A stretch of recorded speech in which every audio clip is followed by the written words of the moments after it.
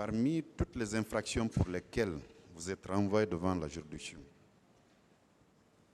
vous dites que vous ne reconnaissez aucune. Mais ce que je ne reconnais pas, je ne veux pas reconnaître. Je ne vous dis pas de reconnaître ce que vous ne devez pas reconnaître, monsieur. Voilà. Je demande juste si, vous savez, le tribunal vous a notifié les faits pour lesquels vous êtes à la barre de ce tribunal. Parmi ces faits-là, vous ne reconnaissez aucun des faits? Je ne reconnais pas. Rien? Je ne reconnais pas aucun des faits. D'accord. Le moment venu, nous nous chargerons de vous dire ce que chacun de vous a fait. Monsieur le Président, merci. Fini, je vous remercie. Monsieur le Président, une seule question. Monsieur Claude Pivy. Président. Vous dites que vous ne reconnaissez aucun fait. Je ne reconnais pas aucun fait. Vous dites que vous avez été dissuadé par le président d'Addis, pour dire qu'il y a une commission d'enquête qui doit venir, internationale. C'est ce qui vous a empêché d'arrêter le commandant Toumba. Oui, justement. Donc, vous avez confiance au rapport d'enquête internationale. Quel Vous avez rapport? confiance aux éléments contenus dans ce rapport. Le rapport que j'ai fait, c'est avec mon avocat. Le rapport d'enquête internationale. Vous accordez de crédit à ce rapport, aux éléments contenus dans ce rapport. Ah, moi, ce que je connais, ce que j'ai fait, ce qui est passé devant mon avocat, c'est ce que moi je maintiens. C'est ce que je retiens. Monsieur Pivy, en outre des procès-verbaux d'audition des parties civiles, des témoignages, des procès-verbaux d'audition également de témoins qui vous accablent dans cette affaire et qui font état de votre présence au stade du 28 septembre, à Koza, à Bambeto, à Amdalaï et dans les différents camps de Conakry. Je vais vous faire lecture du rapport d'enquête internationale à la page 51 qui vous intéresse, qui parle clairement de vous.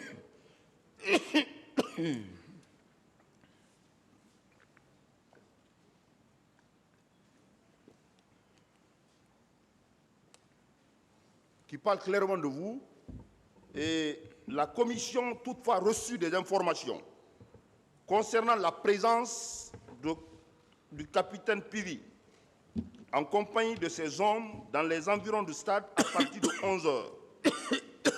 Selon d'autres informations, le capitaine Pivy aurait donné l'ordre à ses hommes de tirer. Il aurait également été vu à la terrasse avec des bérets rouges en train d'agresser les manifestants. Certains témoins des forces de l'ordre qui sont allés rapporter la situation au président durant la journée du 28 septembre vers midi et en milieu d'après-midi indiquent n'avoir pas vu le capitaine au camp Alpha Yaya Diallo. Qu'est-ce que vous en dites par rapport à ce paragraphe? C'est pas le rapport d'enquête internationale. là-bas, ce paragraphe, c'est pas vrai. C'est pas vrai? C'est pas vrai. Ces éléments contenus dans ce rapport, vous les niez également? Je dis c'est pas vrai. Je poursuis. Toujours avec le rapport international, les éléments qui vous concernent. Un policier déclare avoir vu, en tout cas, le capitaine Pivy et ses hommes sur leur pick-up, en compagnie des miliciens en civil, qui passaient dans son secteur Ratoma en provenance de la ville. Le 28 septembre, vers 17 h, quelques témoins déclarent également avoir vu le capitaine Pivy et ses hommes tirer sur des gens dans la rue, à côté d'Amdalaï, dans l'après-midi. Oui ou non, cela conforte les déclarations du commandant Toumba. Vous avoir vu également Amdalaï. Ce rapport conforte les déclarations de commandant Toumba pour vous avoir vu à Amdalaï. C'est pas vrai. Avec vos hommes. C'est pas vrai. Le capitaine Pivi, pour finir, aurait en outre arrêté un véhicule de la Croix-Rouge guinéenne pour empêcher le personnel soignant d'amener les blessés à l'hôpital de Donka. Qu'en dites-vous également? C'est pas vrai. Tout ça là, c'est pas vrai. C'est pas vrai. J'en ai fini pour moi, Monsieur le Président. Est-ce que la partie civile a des questions?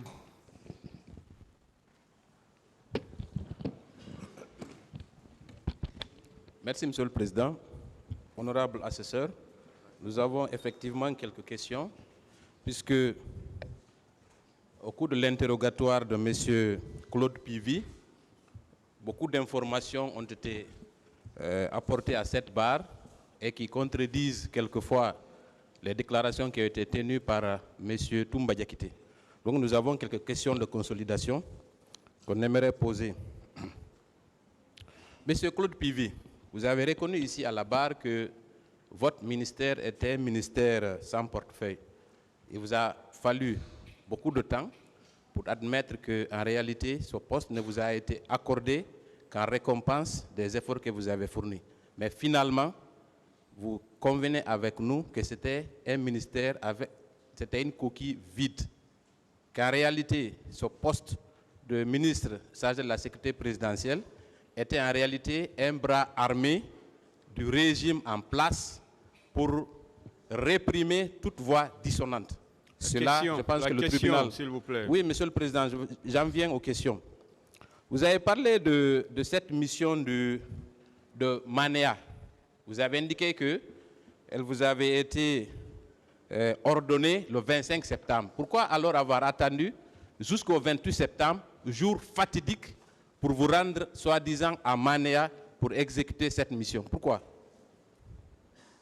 J'avais bien dit que, parce que j'avais la mission d'aller avant pour l'Abbé, donc auquel j'ai bougé pour l'Abbé.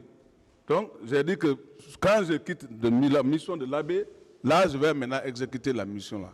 Est-ce que ce n'est pas paradoxal que d'apprendre que des militaires incontrôlés sèment la terreur dans une ville et que vous décidez d'attendre 3 à 4 jours avant de réagir, si réellement cette mission elle est réelle? Pourquoi? Ah, mais moi je ne peux pas dire plus, malheureusement je ne les ai pas aussi vus en place parce que Parlez dans le micro. quand on dit que les gens viennent ici se regrouper, les bandits viennent ici avec des véhicules, ainsi de suite. Donc, je dois prendre un jour auquel je dois m'être bien préparé pour aller là-bas. C'est pour cela que j'ai attendu qu'on quitte l'Abbé. Ce n'était pas pour vous préparer. Vous avez dit c'est parce que vous avez une autre mission, n'est-ce pas? Pour l'Abbé. Donc, vous auriez dû peut-être informer le colonel Thieboro pour que lui, il prenne en charge cette mission, oui ou non? La mission était destinée à moi. Attendez, pour que je comprenne. Donc, s'il est question de bandits, c'est en fonction de la gravité, de la nature, de la personnalité des bandits qu'on vous commet ou quoi? Je dis bien, on dit que des militaires à main armée. C'est pour cela que la mission a été confiée à moi. Cela n'est pas convaincant, mon colonel, mais je vais poursuivre. On ne va pas refaire votre trajet à l'Abbé, parce que vous l'avez indiqué, c'est assez flou. Commandant Toumba conteste votre présence à l'Abbé, mais je vais passer. Maintenant, je vais poser la question de savoir pourquoi vous dites que quand vous êtes allé à l'Abbé, le fait qu'il y ait eu du carburant au lieu du gasoil, on a mis de l'essence, ça a été le cheval de bataille de la défense. Pourquoi vous dites que cela constitue pour vous un complot contre le régime du président Dadis? Pourquoi? Oui, parce que vis-à-vis des choses qui se sont passées maintenant, je peux dire que c'était sûrement la préparation d'un complot contre le président. Parce que comment le chauffeur peut se permettre de dire qu'il a oublié de mettre au lieu de mettre l'essence, il met gasoil à la place de l'essence.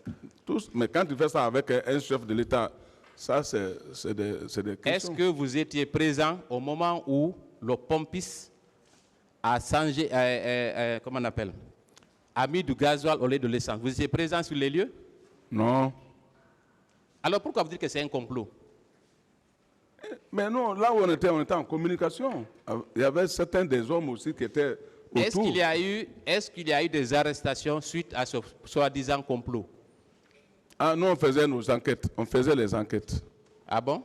Si. Et vos enquêtes n'ont abouti à quoi, finalement? Ah, mais ça aboutit maintenant lorsqu'il y a eu le problème.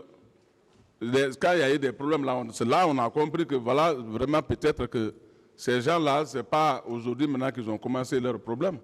Alors, qui sont les commanditaires de ce complot? Puisqu'il y a un complot, il va falloir, c'est bien, il faut absolument qu'il y ait des commanditaires et des exécutants. Selon vous, qui sont les commanditaires de ce complot? Puisque vous affirmez ici qu'il y avait eu un complot. C'était qui?